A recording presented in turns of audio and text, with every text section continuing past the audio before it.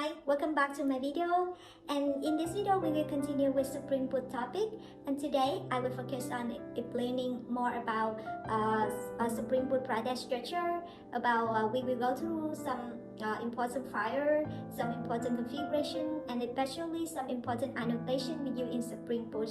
And I think it really made this video, but it really helpful and important for you because it helps you go ahead in the next step, and we can go further in the next step in the Springboot project development. Yeah. Okay, thank you so much for visiting my video. Now we like get started. Okay, I have some the reference links I note here in the description of the video, and now we move to the first one, the main structure. And this is the project I generated from Spring Initializer, and that is a really simple structure, the basic structure, and we will examine this structure to help me understand more about that. This one is the Java source, so this one is easy to see that, and resource is the property files or configure file, and the tag is will contain the file for unit test. And yeah, that's on the important thing, but there are two files here, and sometimes we will have some concern that why we need to have these two files when we generate the project from Spring Initializer, because we can't see the Maven wrapper file. Yeah, because when we have these two files, no need to have a Maven install in your machine.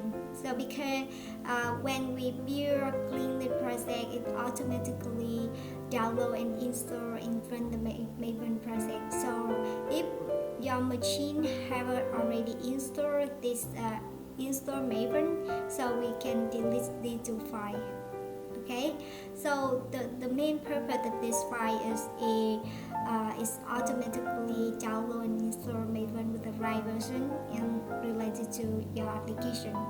And when we have this file in Maven, we can use the Maven clean install we can do it to install your packet. And now we move to the POM file.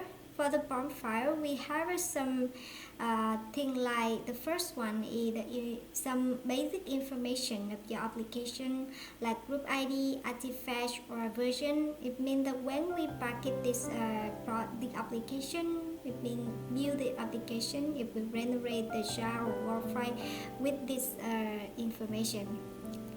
And the next one, you can see that we also have the very important dependency. We call that Springboot Starter, and this one we include Springboot Starter Web because we will develop the application using Spring Web MVC. So what is a Springboot Starter? It means that it is the collection of the Maven dependency. It's including Spring Web MVC, Tomcat, Servlet. It means that for compared to Spring traditional, we need not to include a lot of dependencies. So in Springboot, we have a Springboot starter. It depends on what kind of starter.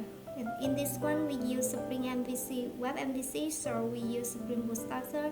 It includes a lot of Maven dependency like this. And the last thing that is the plugin, Maven plugin. We declare this one to package jar or WAR file, and so we can use the command to create the jar or WAR file.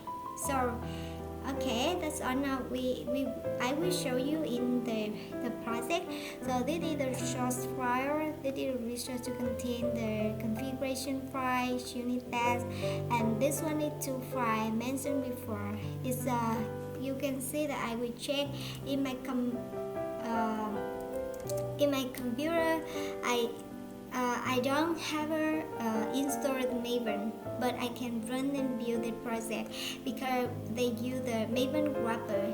They automatically download the file, and the POM file with the thing I commented before. And when we run something like Maven wrapper and clean install, so we on my machine I don't have a Maven installed, but we can run it because we have a Maven wrapper. So you can see that it run, and it also build the bucket in your jar file here. You can see it upgrade the jar file here with the information. When you clean install, that is used by the command, or we can use the Maven tab in clean and install in IntelliJ. It also support that. Okay, or we can use this command, something like this command, Maven's package to package the jar file, or you can use Springboot run to run this one. Okay, for normally if you use IntelliJ, we can run from this one. Okay, we can use Maven wrapper Springboot run. It's something like this one. You can call to run the application. You can run the application. Yeah, you can see that it's our application also starts in port 080 A0 and we pass this one, and we can run that normally. Yeah, that is something in that. Now we move to the very important file. We can see that that is the main file. And in the main file we have the Spring application class, that is the bootstrap Spring application. It means that it creates the application content with this means the embed server. And why they can do that? Because it has the annotation Springboot application. The annotation includes the annotation configuration, enable auto configuration, and component scan in traditional Spring. So in traditional Spring, we have to do a lot of configuration, a lot of annotation. And for Springboot, they also support Springboot application, include these things. Yeah, and we just run the application. So that is really important. Now, one more thing is component scan. That is the best practice is we should put the application main class in the root package. So this is the package and this is the root package. We can create a lot of package here, but this file is in the root package.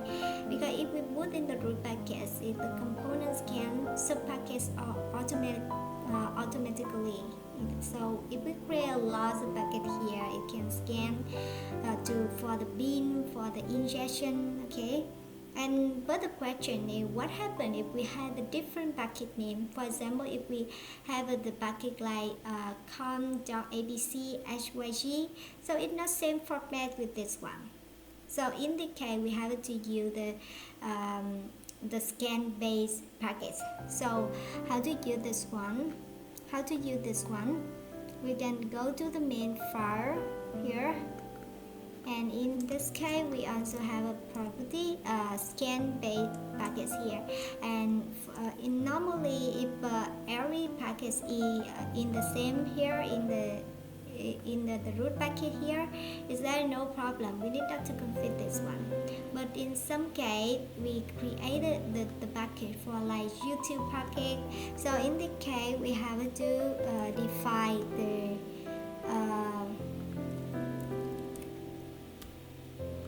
we have to define the packet, specific packet here in component scan. Well, it can scan also into this one. So that is about the component scan. So remember that in Springboot we need not to configure a lot of things. If we just put this main class here in the root package, so it automatically scan your application. So the last one is about application property. What we choose for that? Application property is in default Springboot lost property from this file. When we run the project, the file is empty, but it also includes something like server port, data source, some other configuration, like we can declare something like email or anything we want if you just hardcore configuration in the property file. So, and the other thing we can see, I also note the link to for some property we can view in application file. So I will have another session to help you understand more about application property. So we can go to the link, and it also declare a lot of application property file here. You can see that. Okay, and the description here. Yeah. For example, you can see the server port, like, yeah, something like that. They also we can declare the some property. That's for example. Okay, for example, if someday in default is the port A080, but if someday we change some the different the port. So in this case we can run this again, and we can see the different thing here. Yeah, you can see that now it's in another port A091. So that is the way we change something in the application property file. So we need not to do any configuration here, because that is the file for default for the Springboot. So in the other thing, if you need to add some custom property file, you can do some the other thing, and I will talk about that later. Okay, that's all about something I want to share today about Spring Boot project structure, and I hope that it really helpful for you in the Spring Boot development in the future, in the next video, and you can apply, you can understand more about that.